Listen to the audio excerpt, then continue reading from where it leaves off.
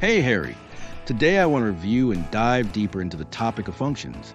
Today we're going to talk about a very useful feature in JavaScript called default values for function parameters and how functions work with arguments. This will make our functions much more flexible and reliable. Default values sounds like a function can still do something even if we don't give it all the information. Great question. Imagine you walk into a cafe and order a coffee, but you don't say whether you want sugar or not. The barista, instead of guessing, makes you a standard coffee, for example, with 1 spoon of sugar. That's what a default value is. I get it. So if I don't give something to the function, it still uses something anyway? Exactly. And that's super convenient. You don't have to manually pass every single thing. The function can guess what to use. So the function is like a caring bartender. Well, since you didn't say anything, I'll just add a spoon of sugar myself. Exactly. And even better, you get to decide what the default value will be. Okay, how does it look in code? Very simple. When you create a function, in the parentheses next to a parameter, you write an equal sign equals and the value you want to set as a default. So if I call greet Harry, it will say, "Hello, Harry." And if I just call greet without anything, it will say, "Hello, guest." Bingo! That's really handy. And it's safe, because sometimes arguments might accidentally get lost, like when data is coming from a server, and instead of breaking, your function will keep working properly. And if I manually pass a value, it will replace the default? Exactly. The function first checks. Did you give me something? If yes, it uses it. If no, it falls back to default. I get it. It's like when you install a new app. Usually, it has some default settings. For example, the interface language might be set to English. If you change the settings past an argument, the app uses your choice. But if you don't change anything, don't pass an argument, the app just keeps working with the default settings. Perfect metaphor. That's exactly how JavaScript works. And how many arguments can have default values? As many as you want. You can set default values for all parameters or just for some. Is there a rule about the order? First required ones, then default ones? Exactly, Harry. First you list parameters without default values, and then those with defaults. It makes it easier for function to understand what you passed and what you didn't. And if I want to pass only the second argument but leave the first one by default? Then you need to explicitly pass undefined for first argument, because JavaScript fills parameters by position, not by guessing. Phew. Sounds a bit tricky, but it's logical. Don't worry, we'll practice it more. The important part is, default parameters are like a backup plan. You think ahead in case someone forgets something. Awesome. I love the idea of always having a plan B. It's so handy. And in coding, that's golden advice, because users' data and even other developers aren't always perfect. After all, everyone is just people and has the right to make mistakes. So a function's job is to be ready for anything? Exactly. A function needs to be reliable, like a good barista. The coffee will be served no matter what. And it's nice knowing you'll still get sugar even if you forgot to ask for it.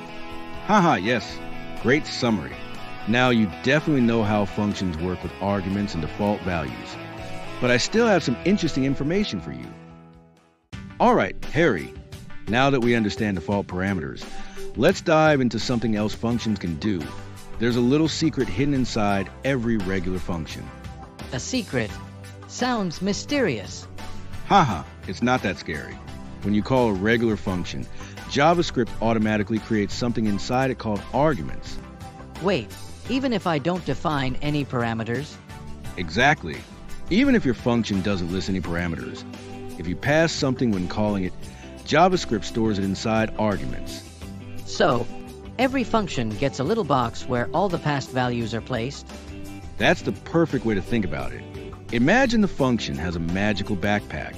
Whatever you pass into the function call, it goes into that backpack. Cool. And can I look inside? Yes. You can access each value by its position. The first value is at position 0, the second at 1, and so on. Like a row of lockers, each with a number? Exactly. You can open locker 0, locker 1, and see what's inside. Is there a way to know how many items are in the backpack? Of course. Arguments has a built-in way to tell you how many items it has. Kind of like a tag that says 5 items inside. That's so handy. But why would I need it? Sometimes you don't know ahead of time how many values you will get. Maybe you want to create a function that can add any number of numbers together. Not just 2 or 3, but as many as someone gives. Like a pizza place that says, bring any toppings you want, we'll make it work? Exactly. You grab whatever is inside arguments and work with it. But you said arguments is not exactly an array. Right. It's very similar, but it's not a true array. You can reach into it using numbers, but you can't use all the fancy array tools directly. I can pick items by number, but I can't just sort them or map them. Exactly. You can still loop through them manually, or later, when you're ready, you can convert arguments into a real array if you want to. Got it. So it's like an old treasure chest. You can take things out, but you can't rearrange them without extra steps. Haha, I like that image. That's exactly it. Okay, so arguments is automatically there when I call a function, but only if it's a regular function, right? Yes, that's important. In regular functions, yes. In arrow functions, no. Arrow functions don't get their own arguments.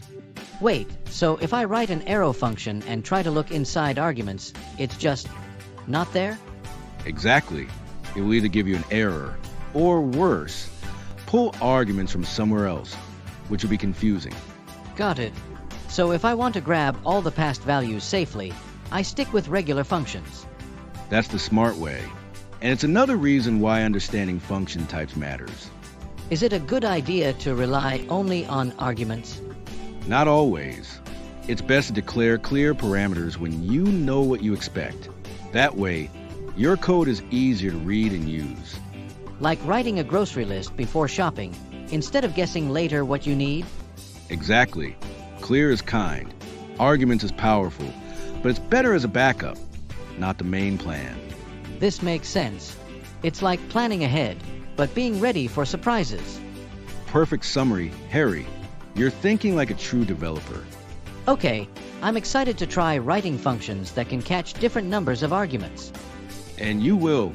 Next, we'll talk about an even easier way to handle lots of arguments without any surprises, using something called a rest parameter. Sounds interesting. I'm ready. All right, Harry, let's move to the next piece.